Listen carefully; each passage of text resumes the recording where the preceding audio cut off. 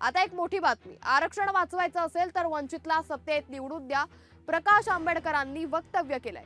Creamy लेअरच्या माध्यमातून आरक्षण संपवण्याचा डाव असल्याचे देखील आंबेडकर म्हणालेत।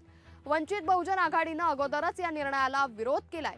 आपणही विरोध करणार असाल तर येणाऱ्या विधानसभेत वंचित बहुजन आघाडीच्याच उमेदवाराला मतदान द्या, असं आवाहन प्रकाश आंबेडकर यांनी केलंय।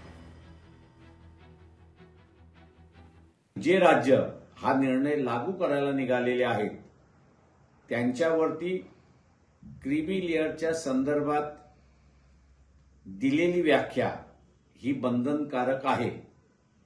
उद्या ज्यावेळेस या स्वरूपाचा कायदा केला जाईल त्यावेळेस ज्या कुटुंबाने एखादा लाभ घेतला असेल तर यापुढे त्याला लाभ मिळणार नाही अशी व्याख्या केलेली आहे आणि जजमेंटमध्ये नमूद करण्यात आलेला आहे।